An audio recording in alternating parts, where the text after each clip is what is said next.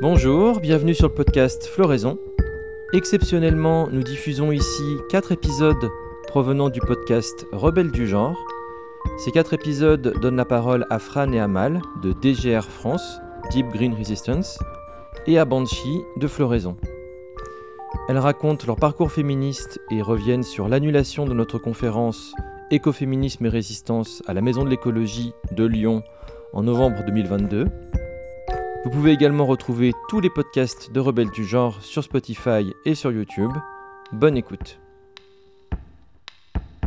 Alors moi c'est Fran et je fais partie de DGR, donc c'est l'abrégé de Deep Green Resistance. C'est un mouvement qui est né aux États-Unis en 2011 autour de 3 personnes, Derrick Jensen, Lierkis et Arik McBay, et entre autres aussi autour de l'écriture d'un livre qui a fini par être traduit en français par une équipe bénévole et qui est publié aux éditions libres.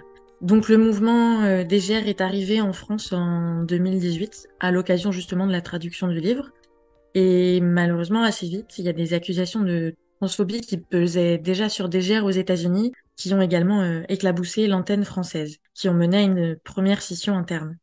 Et depuis, en fait, ces accusations ne cessent de poursuivre le mouvement et ne nous ont jamais lâchés. Et elles nous freinent dans notre activité militante. Mais je vais laisser Amal vous expliquer un peu plus en détail de quoi on parle exactement et quelles sont ces accusations. Moi, c'est Amal. Merci Blandine qu'on puisse discuter aujourd'hui de tout ça. Et effectivement, pour revenir sur DGR France, donc, qui a été un des organisateurs de la conférence de Lyon, c'est un mouvement en fait qui de base a toujours été féministe radical. Vraiment, c'est dans l'ADN du mouvement. C'est depuis ses débuts. Fran vous l'a dit, il a été fondé par Lierkis. C'est une immense écoféministe, féministe radicale américaine qui œuvre depuis des décennies pour le féminisme radical et qui très tôt s'est emparée de la question du genre et est venue émettre une critique de l'idéologie du genre. Et en fait, ce qui s'est passé à chaque fois avec le mouvement Deep Green Resistance, que ce soit aux États-Unis ou en France, mais d'abord aux États-Unis, c'est qu'il y a eu des tentatives de queeriser le mouvement. Donc à chaque fois, ça n'a pas marché et ça a créé vraiment une implosion. Des militants ont été perdus. Enfin voilà, et à chaque fois, le mouvement a dû se réinventer et maintenant, il a une base très très solide de on n'accepte que des personnes qui sont OK avec la critique du genre pour ne plus avoir cette implosion-là. Et en France, ce qui s'est passé, le mouvement s'est créé vers 2018.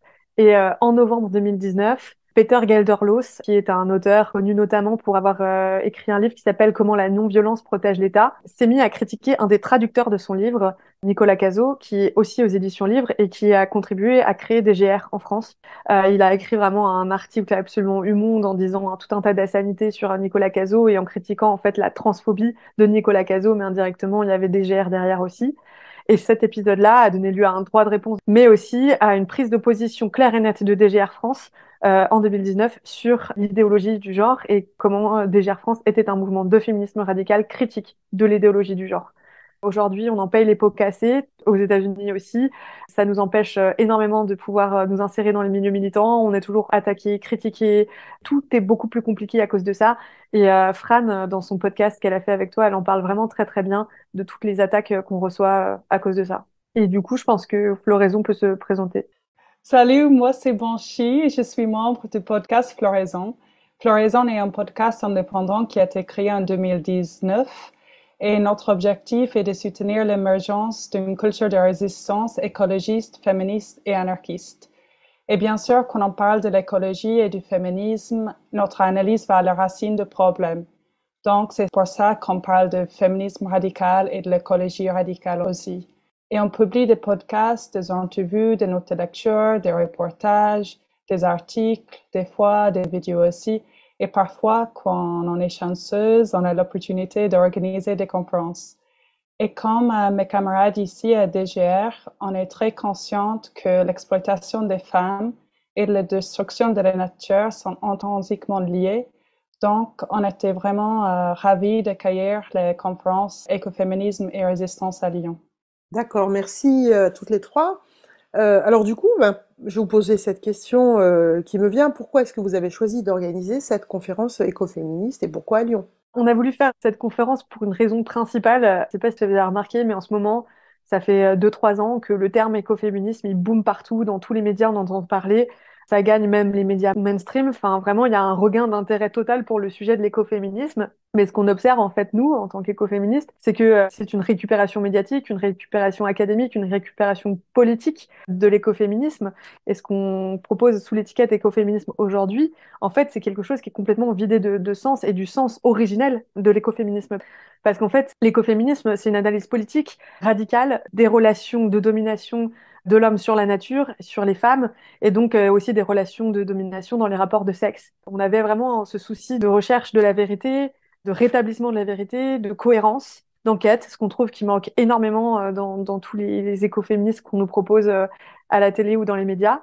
Et en fait, on a voulu défendre l'écoféminisme le vrai, celui qui a une véritable analyse radicale et qui prône en fait la libération des femmes et de la nature, et pour cela qui va chercher à vraiment donner un nouveau paradigme dans lequel en fait on va totalement changer notre perception par rapport à la nature et par rapport aux rapports de sexe, de race, d'âge, etc. Et donc la conférence, on l'a voulu la faire avec Fran vraiment pour rétablir ces analyses-là, montrer que l'écoféminisme c'est politique, c'est une analyse historique et que aussi c'est le produit de femmes qui ont écrit il y a 40 ans, il y a 30 ans, et qu'elles n'ont pas forcément adopté la rationalité académique ou des choses comme ça, et donc qui se déclinent sous beaucoup de formes, de la poésie, de la chanson, de la littérature, des essais philosophiques, mais c'est pas parce qu'ils se déclinent sous toutes ces formes-là qu'il n'est pas radical et qui n'a pas une vraie critique de la civilisation dans laquelle on vit. Et particulièrement, ça nous tenait à cœur de faire cette conférence parce qu'en fait, on est issu du milieu féministe radical qui nous a menés vers l'écoféminisme. Et en fait, on trouve, et on a remarqué que dans le milieu féministe radical, les femmes n'étaient pas non plus très au courant de ces analyses-là. Et en fait, ces analyses-là, pour nous, elles vont bien plus loin que l'analyse matérielle et matérialiste que propose le féminisme radical, en fait. Tu vois, quand tu es féministe radical, tu vois des féministes qui luttent contre la pornographie, mais elles vont pas remettre en cause, par exemple, la technologie, en fait, qui est en fait un vecteur de l'essor de la pornographie. C'est parce qu'on a des smartphones et Internet, etc., qu'on va consommer de plus en plus de pornographie. Ça, tu vois, c'est un côté gênant. On voit aussi des féministes qui sont abolitionnistes, qui sont contre l'idéologie du genre, mais en fait, qui vont te proposer de faire ta lessive maison parce que ce serait la solution face au désastre en cours, ou alors qui vont penser que les éoliennes, les panneaux solaires, ben, ça va nous permettre d'avoir une meilleure vie et de sauver la planète. Et du coup, en fait, cette écologie qu'elles défendent, ces féministes radicales-là, ça fait partie de l'écologie, ce qu'on appelle mainstream libéral. Et c'est le même danger que le féminisme libéral est au féminisme radical, en fait. Derrière, c'est le même leurre politique, en fait. C'est une façon de ne jamais remettre en cause aucun des systèmes de domination et de perpétuer de manière verte, hein, entre guillemets, le capitalisme, l'État, le patriarcat. Et nous, tout ça, on appelle ça la civilisation patriarcale. Et donc, notre conférence s'adresse aussi et avant tout aux féministes radicales pour qu'elles aillent plus loin, pour qu'elles arrêtent de penser que Sandrine Rousseau et Europe Écologie Les Verts, ben, c'est de l'écologie, ou que tous les autres groupes écolos qui existent aujourd'hui à l'heure actuelle ont pour volonté de sauver la nature et les femmes. C'est faux. Je peux citer Alternativa, enfin vraiment Youth for Climate. Tous les groupes écolos aujourd'hui sont de l'écologie libérale. Et voilà, c'est comme en tant que féministe, quand on parle de féminisme libéral, ben moi ça m'érisse les poils. Ces groupes-là, ELV, tout ça, eux, ce qu'ils vont défendre, c'est le droit de polluer autrement. Donc, de polluer à l'aide d'éoliennes, de panneaux solaires, de voitures électriques, mais aussi, ils défendent le droit de dominer autrement les femmes sous le couvert d'inclusivité. Preuve en est, c'est qu'aujourd'hui, l'immense majorité des mouvements écolos sont ouvertement pro-queer. Et je n'invente vraiment rien, parce que si tu vas sur le site d'Europe Écologie Les Verts, tu vas voir qu'ils ont publié un ABC queer. C'est un lexique qui définit des termes pour aider le militant écologiste de base à être plus inclusif et pro-allié LGBTQI++, blablabla. Et dans ce lexique, tu vois, qui définissent les termes comme personne à utérus, des termes comme putophobe, transphobe, swerf. Et à TERF, c'est très drôle parce qu'ils expliquent, déjà ils mettent un gros disclaimer, attention, transphobe. Et après ils expliquent que les TERF reprochent notamment aux femmes trans leur comportement de domination lié à leur éducation jusqu'à un certain âge, et aux femmes, et en tant que garçons, donc aux hommes trans, d'être des femmes traîtresses à leur sexe. Tu vois, ça c'est un mouvement d'écologie mainstream qui rassemble la plupart de l'écologie en France et qui, en fait, va faire de la propagande comme ça auprès de ses militants et militantes. Et donc voilà, moi je dis ça et je suis très véhémente parce que notre conférence, elle a été annulée par des grosses pressions aussi de Europe Écologie Les Verts, notamment par certains élus à la mairie de Lyon, etc. Mais on y reviendra. Bon bref, j'ai beaucoup parlé et je vais peut-être laisser raconter par Fran la naissance de la conférence et pourquoi on a voulu, enfin comment elle est née. Mais voilà, c'était un peu le but de tout ça, quoi.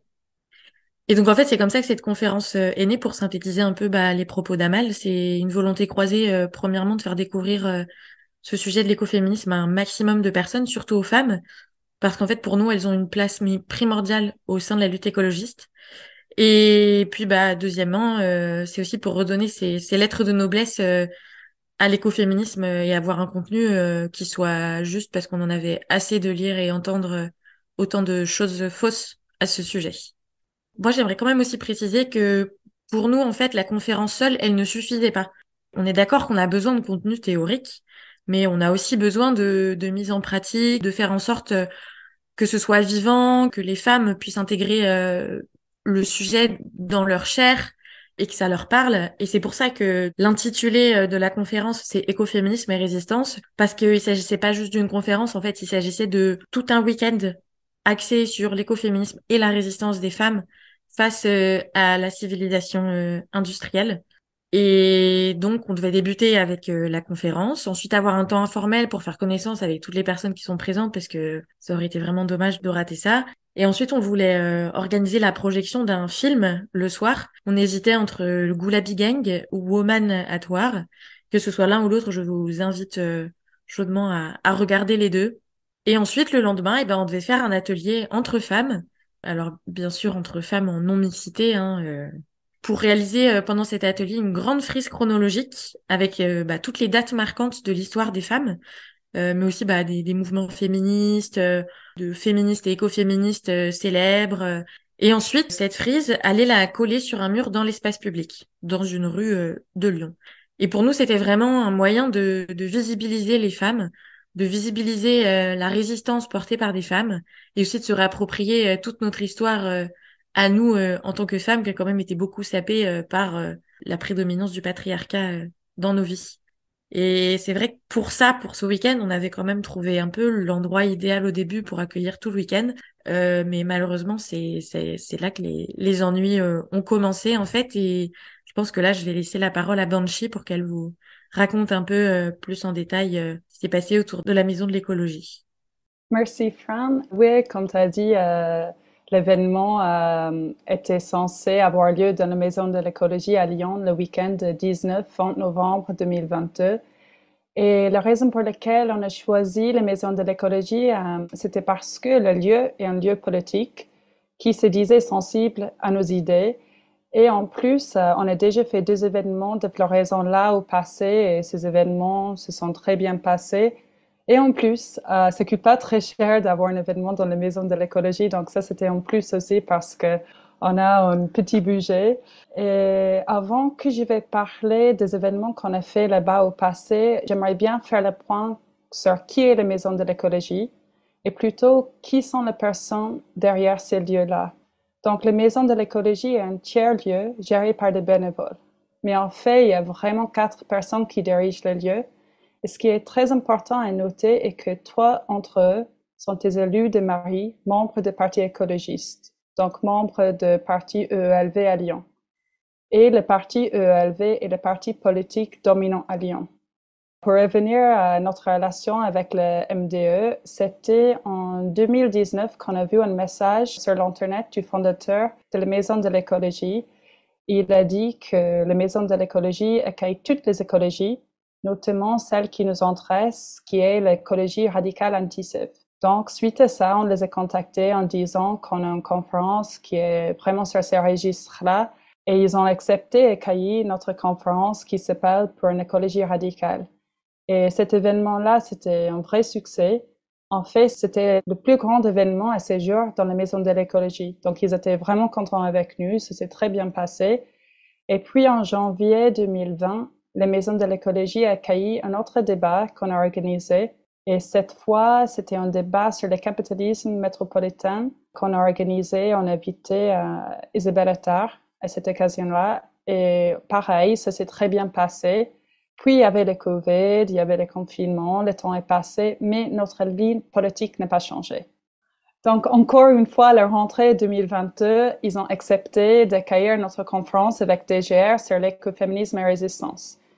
Mais on n'était pas naïfs. On a su qu'étant donné le climat actuel envers le féminisme radical, toute cette hostilité-là, qu'il y aurait des risques d'annulation. Mais on a constaté qu'il faut essayer, qu'il faut se battre pour faire entendre notre message quand même. On a anticipé qu'il y aurait un contre-coup, un backlash, et on a bien averti les maisons de l'écologie. On les a bien avertis qu'il y aurait probablement des activistes trans qui ne seront pas contents. Les maisons de l'écologie, ils ont bien entendu ça, mais ils nous assuraient qu'ils vont tenir bon. Et ils ont gardé leurs promesses pendant un certain temps. Ils nous ont aidés pour l'organisation. Le moment où les maisons de l'écologie ont communiqué notre événement sur les réseaux sociaux, ils ont reçu des messages de gens pas contents, comme on a imaginé dès le début. Il y avait des gens déçus par leur décision de faire un événement avec des soi-disant transphobes, putophobes. Ils ont exigé que l'événement ne devrait pas avoir lieu.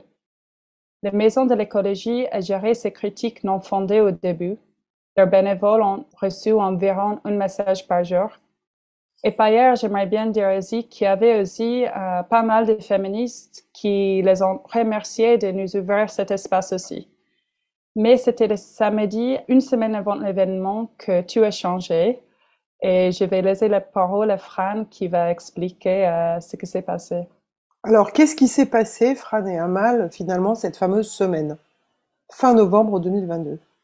Alors, pile une semaine avant le week-end de tenue de l'événement, donc le samedi, il y a eu une espèce d'attaque orchestrée par des activistes trans, des sympathisants de leur cause, des représentants de groupes locaux aussi, soi-disant Antifa, et puis aussi plus largement à l'échelle nationale, des groupes queer pro-prostitution.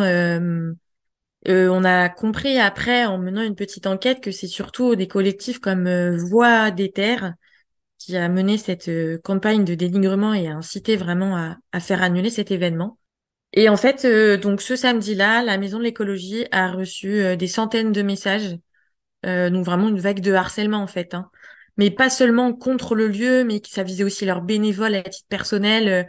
Voilà, les activistes ont commencé à interpeller le parti écologiste EELV pour leur signaler que des adjoints qui étaient membres de la Maison de l'écologie accueillaient des groupes transphobes, putophobes, carrément écofascistes. Et en fait, les bénévoles de la Maison de l'écologie ont subi d'énormes pressions ce jour-là. Et ils ont aussi subi des espèces de messages de forme de chantage affectif d'anciens invités, comme par exemple Si Le Cerf Molpois, qui est auteur du livre Écologie déviante, qui s'inscrit beaucoup dans un cadre éco-queer, qui est un auteur qui est très médiatisé, comme par exemple dans le journal Le Monde, qui est un gros journal et qui n'a pas supporté, entre autres, que cet événement écoféministe se déroule à Lyon ce week-end-là. Et franchement, on a lu tout et n'importe quoi sur les réseaux sociaux. On a lu, mais c'était vraiment, ils étaient en roue libre. On a lu TERF proche des masculinistes. On a lu qu'on était anti-IVG et anti-vax. Des phrases comme le fémo-nationalisme et l'eugénisme font des ravages. Ou des choses comme événement 100% éco-fasciste avec en guest podcast complotiste anti-transfloraison. C'était vraiment, en fait, il y a même eu des appels d'Antifa pour venir nous attaquer. Nous, enfin un groupe de femmes, juste pour faire une conférence. Il y a aussi des groupes comme Désobéissance Écolo Paris qui ont fait des appels à annuler avec un communiqué qui s'intitule Pas d'éco-TERF dans nos luttes. Floraison et DGR n'iront pas à la Maison de l'écologie ni ailleurs. Le terme éco-TERF a été créé spécialement pour nous, je tiens à le préciser. Et en fait, tous ces groupes, ces personnes ont été très actifs sur les réseaux sociaux, se sont relayés les unes les autres et ont créé vraiment un peu un buzz, quoi. Ils en ont aussi profité d'ailleurs au passage pour un peu faire leur chou gras parce que notamment il y avait une maison d'édition qui s'appelle Le Passager clandestin qui était en pleine période de promotion du livre fraîchement sorti de leur autrice écoféministe Myriam Bafou, donc son livre Des paillettes sur le compost. Pareil, c'était un peu des appels à dire en fait annuler cette conférence écoféminisme et résistance qui est un truc de turf et en fait à la place venez nous rencarder nous, il y a un bouquin qui vient de sortir. Et en fait, tous ces messages, ça a provoqué une vague de panique au sein de la Maison de l'écologie. Et ce samedi-là, ils ont contacté les personnes de Floraison qui étaient en contact avec eux pour qu'ils aillent les voir, qui malheureusement n'étaient pas disponibles parce que tout ça, c'est fait vraiment à la dernière minute à chaque fois. Et donc, les gens de Floraison leur avaient dit, en fait, on va vous voir vraiment demain à la première heure. Et en fait, on est rentré le soir, très tard, le samedi soir, juste avant minuit. Il y a un communiqué qui a été publié par la Maison de l'écologie et qui disait événement annulé avec l'affiche de notre conférence. sans que ni Floraison ni DGR n'aient été prévenus, sans qu'il y ait aucun dialogue possible. Événement annulé. Voilà. On a vraiment totalement subi la chose, quoi. Et en fait, on l'a un peu découvert comme ça. Donc, on a commencé à s'envoyer le truc entre nous. Bah, t'as vu ce qui se passe. Moi, j'ai découvert ça le dimanche matin, personnellement, en me levant. Voilà. Donc, c'était des semaines de travail derrière. Floraison, ils ont quand même fait l'affiche. Ils ont communiqué. Ils ont fait toute la campagne de communication autour de ce week-end écoféminisme et résistance sur les réseaux sociaux, mais aussi en réel, en allant coller des affiches partout. Des affiches qui sont vraiment très belles, d'ailleurs. Et en fait, voilà, la Maison de l'écologie a pris cette décision sans nous. On faisait pas partie de leur décision. Bah, c'était un gros coup dur, hein, on va pas se, on va pas se mentir. Et notamment, bah, en apprenant l'annulation de l'événement, et bah, faut dire que c'est un peu nos opposants politiques qui se sont réjouis et qui étaient vraiment très contents. Donc, notamment la commission LGBTQIA+ de Europe Écologie Les Verts, qui a tweeté Nous nous félicitons de l'annulation de cet événement. La transphobie et l'écofascisme sont antinomiques aux valeurs de l'écologie politique. Merci aux personnes également mobilisées contre la tenue de cette conférence. Voilà, c'est rageant de lire ça. Si on a parmi nous des électeurs d'Europe Écologie Les Verts, sachez quand même que vous faites partie d'un parti, il y en a un certain nombre aujourd'hui en France, mais qui est quand même fascisant, hein, qui utilise des méthodes fascistes, hein, clairement, qui silencie les femmes, qui se félicite de l'annulation d'une conférence. Voilà, c'est ça. EELV a beaucoup de pouvoir à Lyon et dans la métropole de Lyon en fait. Et là, ils se sont rendus vraiment complices de l'annulation d'un événement écoféministe. Et en fait, c'est pas vraiment surprenant quand on connaît l'histoire de ce parti, puisque c'est quand même un parti politique qui a quelques casseroles aux fesses, hein, et qui cherche notamment à effacer les droits des femmes fondés sur le sexe dans la loi, qui d'ailleurs a protégé des agresseurs au sein de son parti. Et puis en plus de ça, qui est pro-prostitution, hein.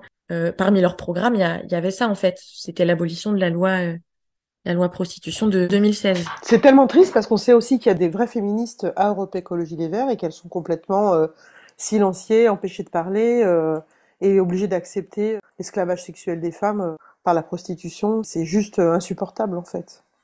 Et venir dans d'autres groupes écolos qui sont pas du tout comme ça et qui ont une vraie ligne féministe.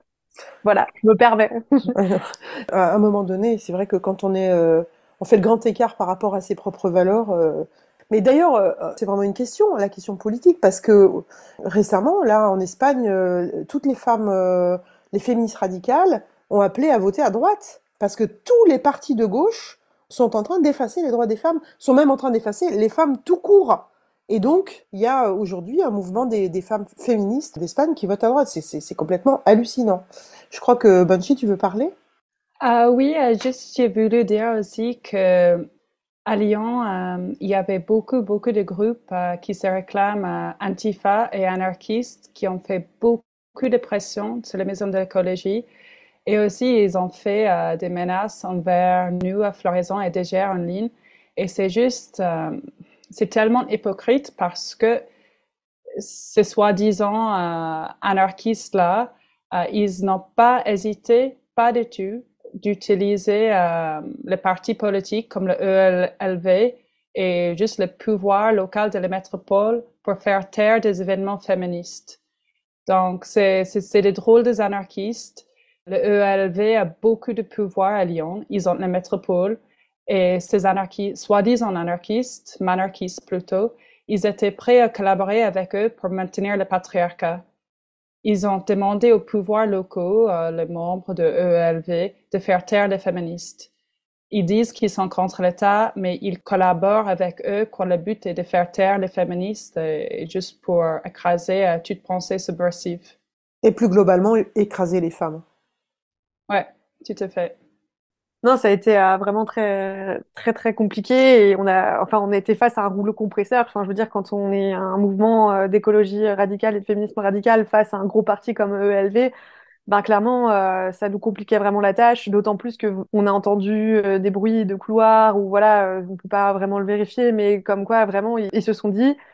DGR et Floraison ne trouvera pas une salle à Lyon et dans la métropole de Lyon, donc Villeurbanne, etc., où faire cette conférence. Pas une salle appartenant à la mairie ou à un pouvoir public. Donc nous, on partait avec cet handicap-là ensuite, donc ça a été vraiment très compliqué de lutter face à ce rouleau compresseur-là, quoi.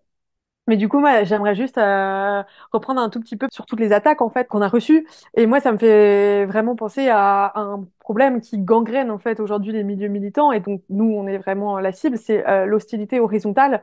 Et en fait, toute cette histoire, toutes ces attaques là qu'on a eues, ça représente en fait à quel point l'hostilité horizontale est très très forte.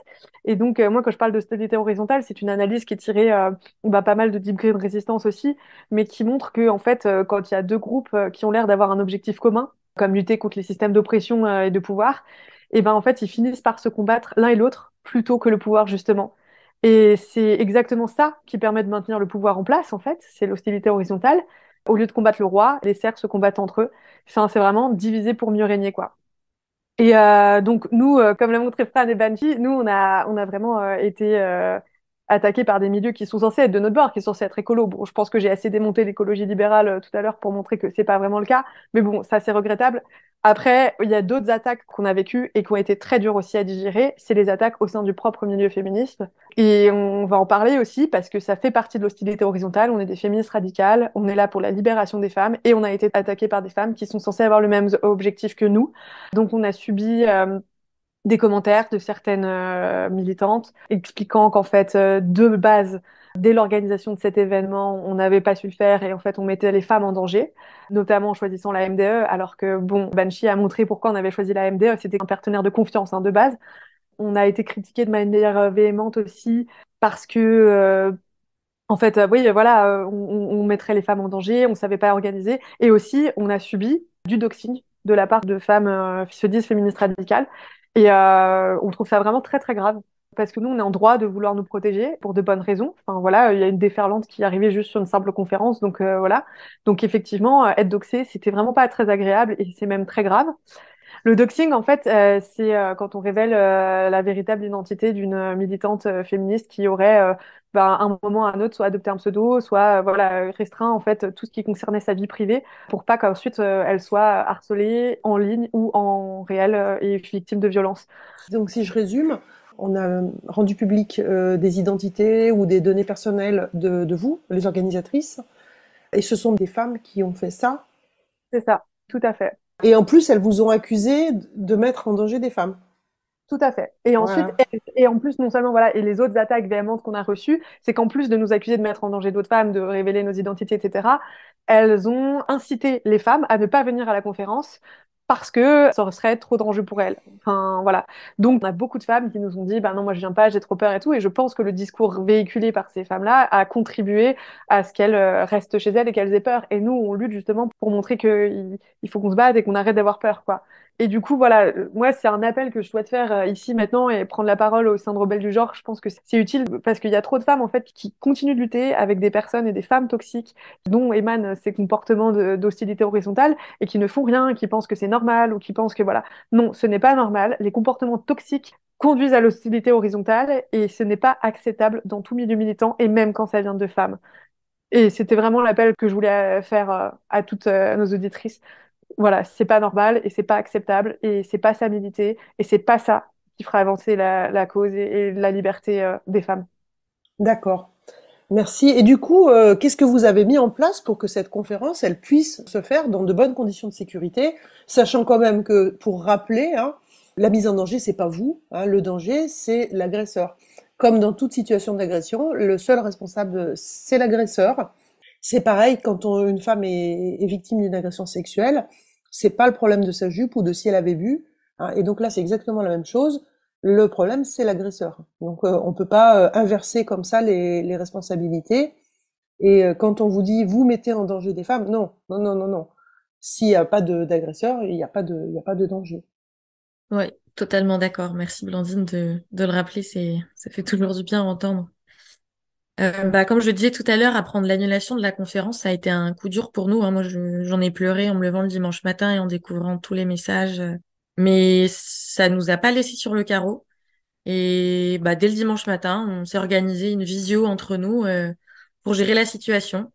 On s'est mis à rechercher un nouveau lieu, privé cette fois.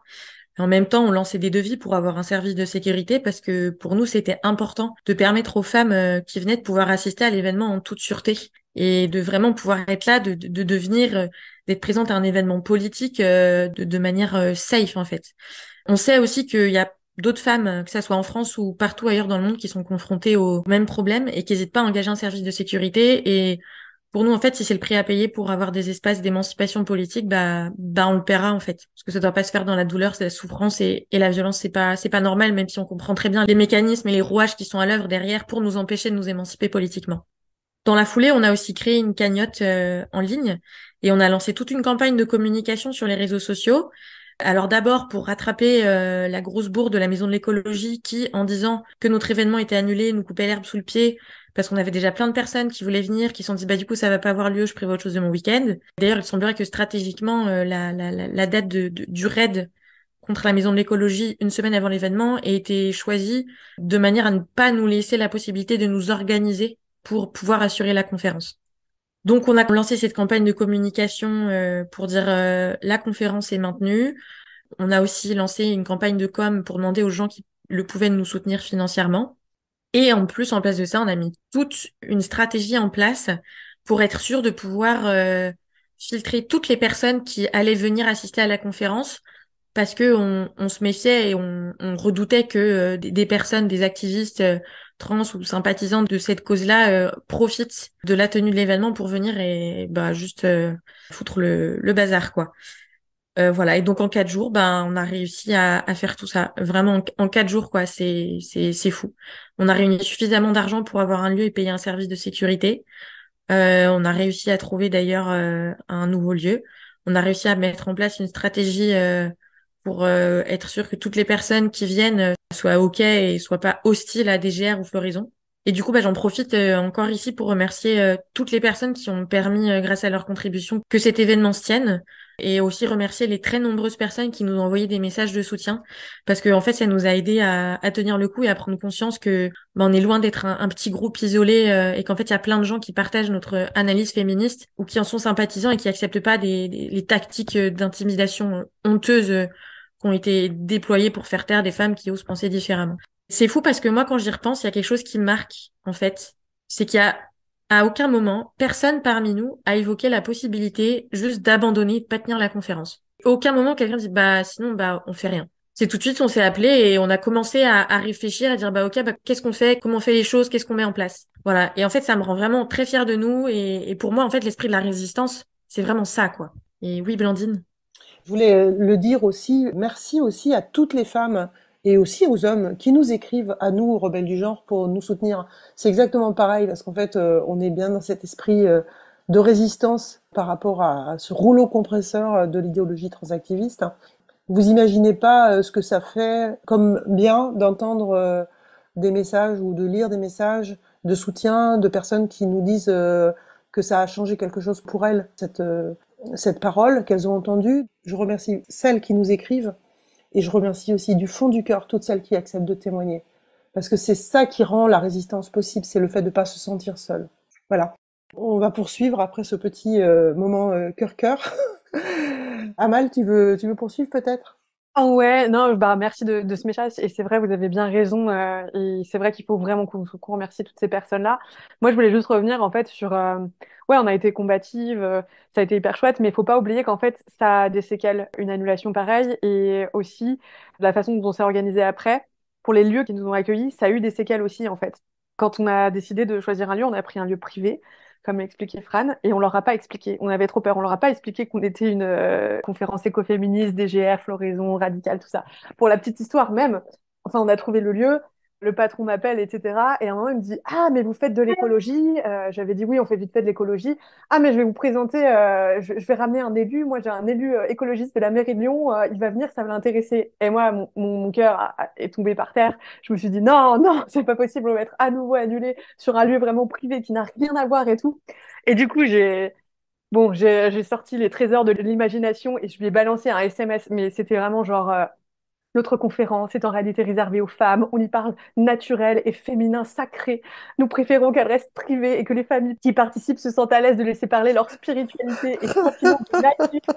Ah oui, j'étais là genre, ce n'est pas du tout une conférence politique qui pourrait intéresser des élus EELV, pas du tout.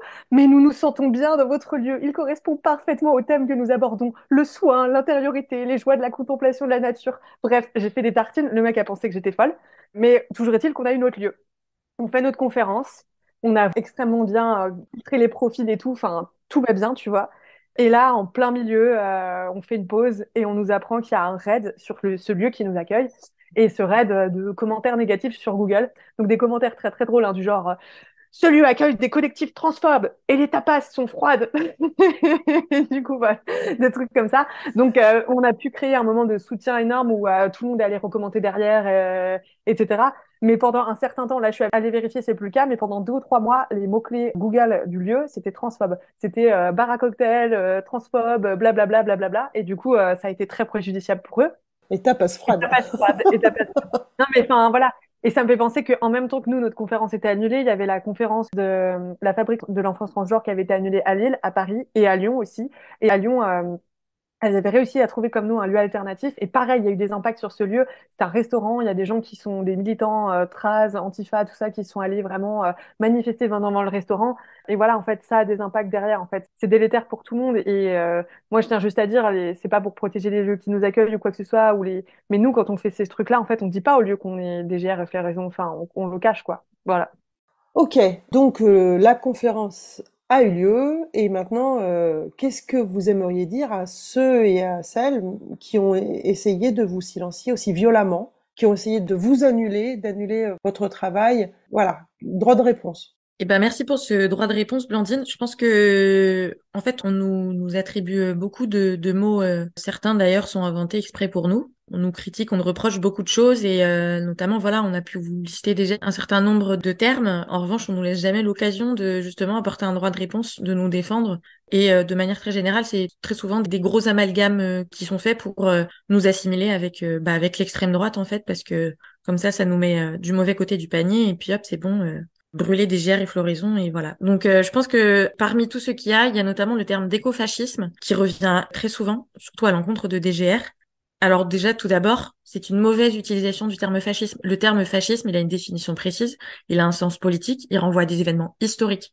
Donc faut arrêter de péter un câble et de craquer en pensant que un mouvement comme DGR, on est des fascistes, quoi. Parce que déjà, nous, on est opposés à tout ce qui constitue le fascisme aujourd'hui. C'est-à-dire la suprématie, la religion de l'État, la société de masse, toutes les notions de travail capitaliste, le culte du chef, la masculinité, et la liste est encore très longue.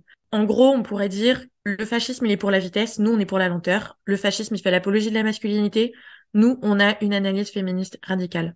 Pourquoi, du coup, le terme spécifique d'écofascisme? Il faut savoir que DGR prône le démantèlement de la civilisation industrielle. C'est ça qui nous vaut d'être taxé d'écofasciste. Alors, pour comprendre un petit peu plus, c'est un raccourci vraiment grossier, en fait, parce que la civilisation, c'est un mode d'organisation sociale et politique bien précis qui est insoutenable. C'est-à-dire, en fait, qui n'est pas capable de respecter les limites de la planète, ni même des autres espèces vivantes, ni même d'ailleurs des femmes ou des enfants. Il y a eu 34 modèles de civilisation dans l'histoire du monde, et elles ont toutes fini par s'effondrer, à cause justement de leur caractère insoutenable. La civilisation industrielle dans laquelle nous on se trouve aujourd'hui, elle ne fera pas exception à la règle. Elle finira par s'effondrer. Le problème, c'est que, à la différence de toutes les civilisations qui l'ont précédée, le fait qu'elle soit régie par un système industriel et financier capitaliste, libéral, néolibéral même aujourd'hui, son utilisation des énergies thermiques, son utilisation effrénée de toutes les formes de technologie et son caractère aussi mondialisé, tout ça, ça la rend incroyablement destructrice et mortifère. Et cette civilisation industrielle, quand elle s'effondrera, elle entraînera dans sa chute quasi toute forme de vie sur la planète. Et donc nous, il faut qu'on la démantèle avant qu'elle nous achève toutes et tous, humains et non humains. Et ça, c'est pas de l'écofascisme en fait, c'est simplement de la lucidité et de l'honnêteté. Alors maintenant, j'ai conscience que ça peut être une analyse qui paraît un peu rugueuse comme ça, et donc je vous invite vraiment à creuser le sujet en visitant le site lepartage.com ou alors le podcast Floraison qui a justement une conférence dédiée à cette critique de la civilisation. Et puis pour finir, en fait, tout simplement, toutes les féministes critiques du genre sont traitées de fascistes, et en fait, elles le savent toutes très bien, qu'elles n'ont rien à voir avec la définition de ce qu'est le fascisme. Et au sein du milieu écolo, pour nous, c'est pareil. La définition du fascisme, on le connaît, on sait très bien que l'écofascisme, ça ne nous concerne pas. Je tiens aussi à préciser qu'il y a un homme qui a publié un livre qui s'appelle Pierre Madelin et qui parle justement de tout ce qui est notamment fascisme et écofascisme, et que lui-même, d'ailleurs, a publié récemment un post Facebook pour dénoncer le fait que DGR était assimilé à l'écofascisme, alors que on peut nous critiquer sur beaucoup de points, on peut nous reprocher beaucoup de choses, mais en tout cas, non, on ne rentre pas dans la catégorie du fascisme ou de l'écofascisme. Voilà, et puis je vais laisser la parole à Banshee pour la suite. Oui, donc en plus d'être appelés des écofascistes, on les accuse aussi d'être des nazis ou de près des nazis ou même des suprémacistes blancs. Et cette année, il y avait une brochure qui a été publiée par un collectif qui s'appelle le collectif CART, et la brochure s'appelle Transphobie de la confusion au risque fasciste. Et ces groupes-là, ils ont senti le besoin de créer cette brochure car, je vais le citer, je cite, suite à la mobilisation en novembre contre un événement organisé par DGR Floraison pour propager des idées ouvertement transphobes, nous nous sommes retrouvés sur la nécessité de cartographier les différentes composantes qui font la nébuleuse transphobe. Fin de citation. Et Blandine, j'imagine que tu connais bien cette brochure parce que... je suis dedans. Ouais, bravo. Et en fait, mine de rien, j'y suis à plusieurs endroits, mais pas nominativement. Oui, j'ai remarqué ça. Je me suis dit que toi, tu as fait un bon boulot d'être cité plusieurs fois par...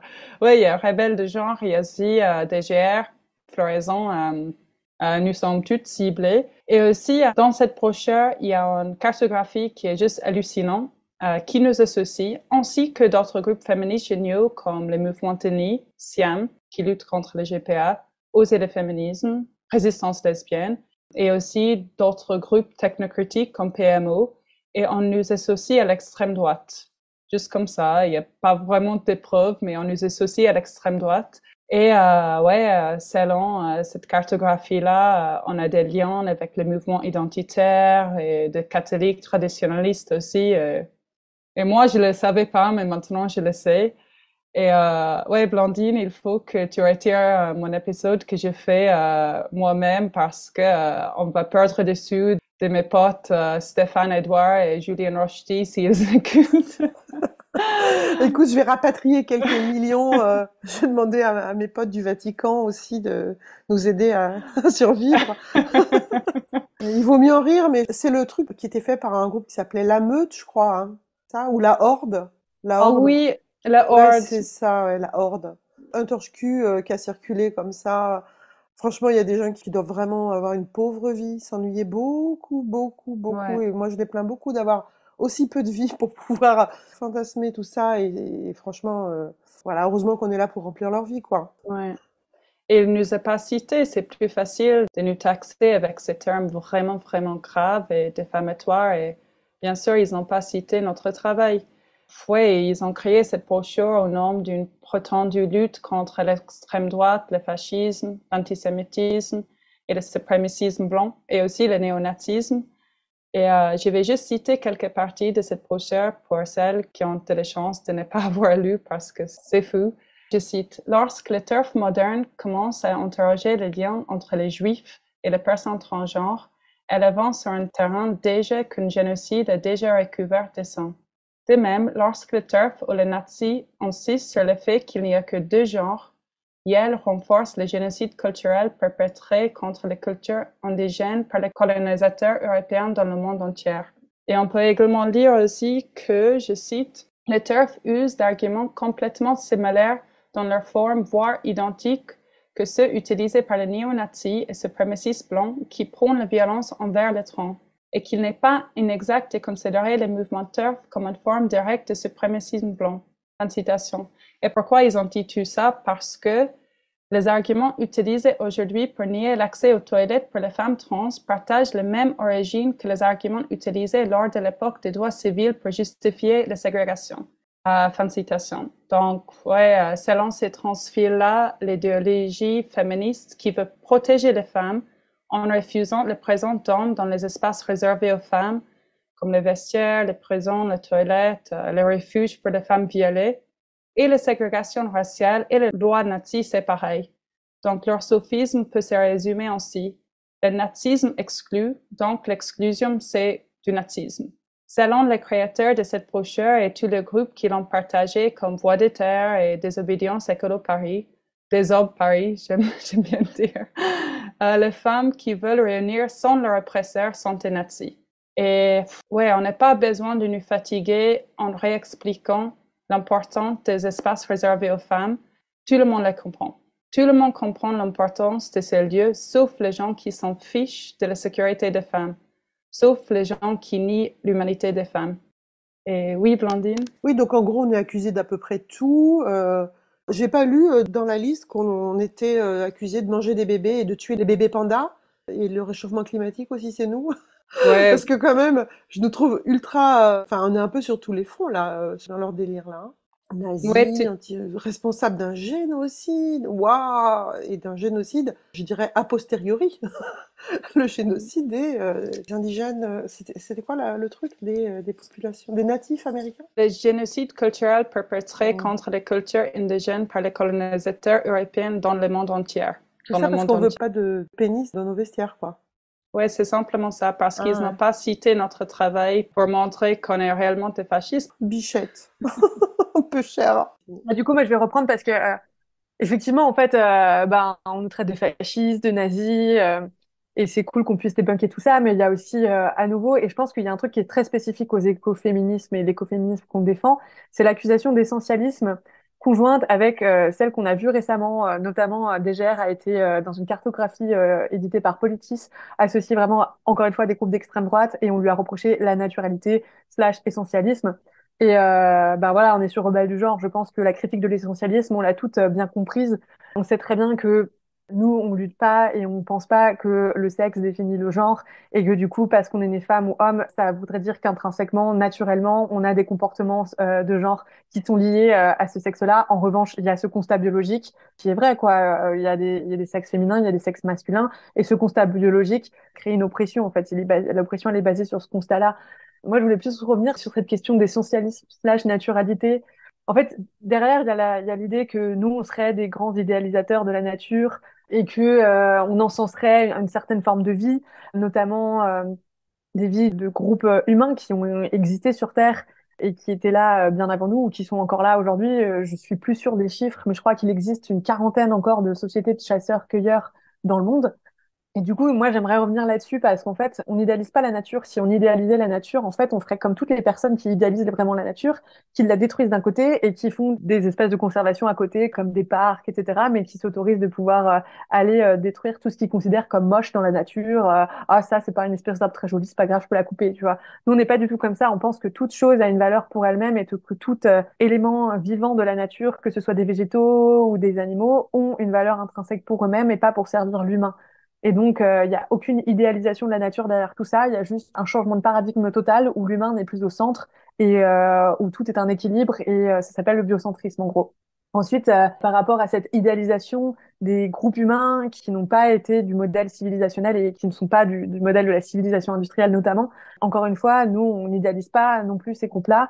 On dit juste que ces groupes-là, quand tu les observes, eh ben, la protection de la nature, elle est beaucoup plus présente que parfois, quand ils sont pas patriarcaux, eh bien, les relations et les rapports de sexe et sociaux entre humains, les rapports intergénérationnels sont beaucoup plus égalitaires. Et donc, que c'est bien plus préférable d'avoir ça que la civilisation qui est actuelle et qui conduit au désastre en cours et aux valeurs qu'elle défend, qui sont aujourd'hui la théorie queer, la théorie trans, etc.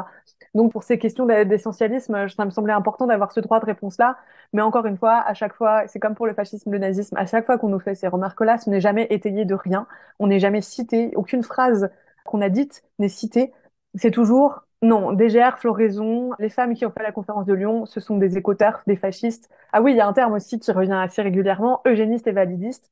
Alors, ça me fait beaucoup rire parce que l'eugénisme, c'est l'intervention sur la reproduction humaine en vue d'amélioration de la race humaine. Donc, généralement, c'est conduit par des hommes qui vont chercher à détruire, dans le cadre de l'époque nazie, par exemple, les personnes qui sont handicapées, etc. Mais aujourd'hui, l'eugénisme, il est conduit et défendu par les militants queer et transactivistes, notamment quand on parle de reproduction artificielle. Il faut savoir que ces choses-là reposent sur des techniques eugénistes qui sont aberrantes. Par exemple, le diagnostic préimplantatoire, où en fait, on va tester le gamin et savoir si il a des chances de développer la trisomie 21. Et dans ce cas-là, si c'est le cas, ben, on va l'enlever. Enfin, il y a énormément de choses problématiques qui sont créées par le progrès, la science moderne et qui sont validées par ces personnes-là, que nous, on dénonce et c'est nous ensuite qui sommes eugénistes. Et il en va de même pour le validisme, parce que nous, on défend que, effectivement, raser une forêt pour faire un hôpital humain qui va nécessiter derrière ben, toute une industrie, toute une exploitation de la nature. Encore une fois, il va falloir aller amener des matériaux qui ont été prélevés autre part, etc., avec des ressources finies de la nature. Mais voilà, on fait un énorme truc. Et à côté de ça, on fait un hôpital pour vous soigner des maladies de civilisation, des maladies qui n'existent que parce qu'on vit de cette manière-là, le diabète, les cancers. Voilà. Et donc, on est traité de validiste parce qu'on dénonce ça. Et ça me fait rire aussi, sachant que derrière, il n'y a aucun recul en fait sur l'état de santé de l'humanité aujourd'hui. Et donc bon, c'est des critiques qu'on a très très souvent. Et encore une fois, je me répète, mais on n'a jamais vraiment de droit de réponse et on n'est jamais vraiment critiqué de manière cohérente avec une véritable argumentation, une analyse derrière. C'est toujours des étiquettes qu'on nous balance dessus et qui coupent tout débat en fait. Et moi, je me pose la question, est-ce que c'est pas ça le vrai fascisme en fait? Voilà. Mais alors au final, qu'est-ce que vous retenez de cette expérience assez incroyable finalement? Et ben moi je dirais deux grandes choses. La première c'est sur la résistance. Floraison comme DGR prône une culture de la résistance et c'est un mot qui n'est pas à prendre à la légère. Et là c'est un très bon exemple de ce que ça signifie vraiment de résister quand on est face à une oppression politique. Et donc nous ce qu'on voudrait en fait à travers ça c'est vraiment inciter les femmes à entrer en résistance. Et il y en a déjà plein qui le font. Il y a déjà plein de collectifs qui sont activistes. Je veux dire, on pourrait parler des Amazones, on pourrait parler de résistance lesbienne. Et ça, c'est juste pour la France. Hein. Il faut le faire. Il faut résister. C'est important.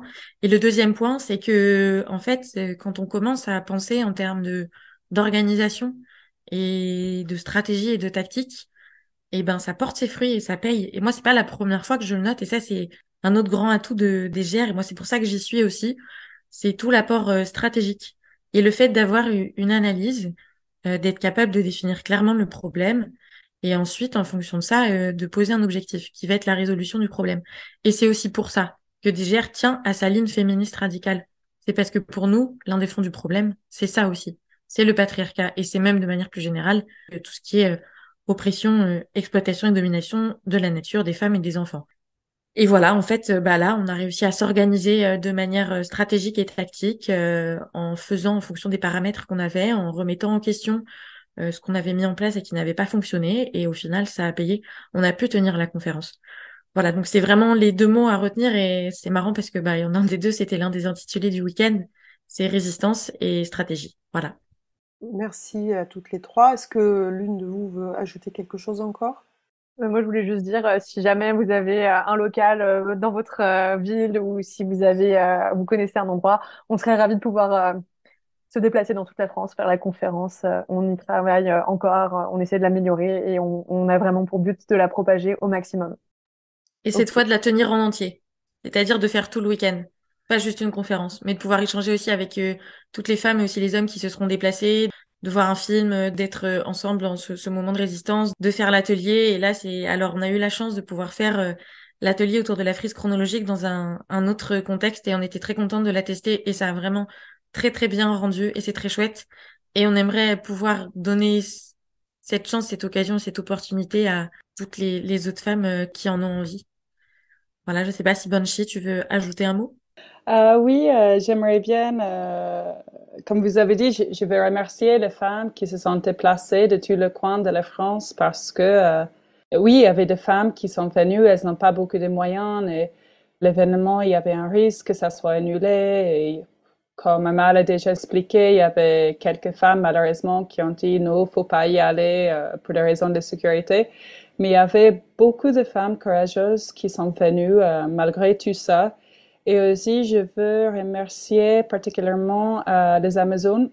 Il y avait des femmes qui sont venues de collectifs différents des Amazones dans toute la France, mais surtout les Amazones à Lyon parce que c'est très important d'avoir une base de féministes locales sur le terrain, des femmes qui ont des connaissances qu'on n'a pas forcément.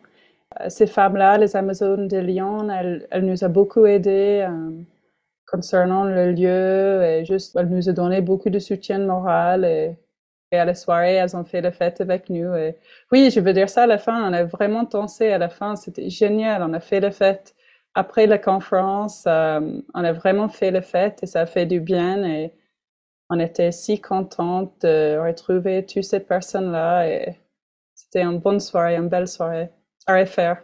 Donc c'est un beau mot de la fin. Donc merci à toutes les trois. Vous savez comment contacter chacune d'entre elles, soit par le podcast, soit directement par leurs organisations. Eh ben, on voudrait te remercier toi aussi, Blandine, grâce à ton podcast que tu arrives à faire tenir malgré les risques de censure, que ce soit sur YouTube ou Instagram. C'est un très bel acte de résistance. Là aussi, tu donnes la parole à celles que personne ne veut entendre. Et donc vraiment, merci, merci infiniment pour ça. Je tiens à préciser qu'on est plusieurs dans le podcast et que même si c'est ma voix que vous entendez, c'est le fruit d'un travail d'équipe. Voilà, les autres sont plus discrètes. Merci à vous. Merci d'avoir écouté notre parole et n'hésitez surtout pas à partager le plus largement possible. S'il vous plaît, signez la Déclaration des droits des femmes basée sur le sexe, womensdeclaration.com. Rejoignez-nous, n'ayez plus peur, ensemble nous ferons changer les choses. Si vous souhaitez témoigner, contactez-nous par mail. À bientôt pour un nouveau témoignage de Rebelles du genre.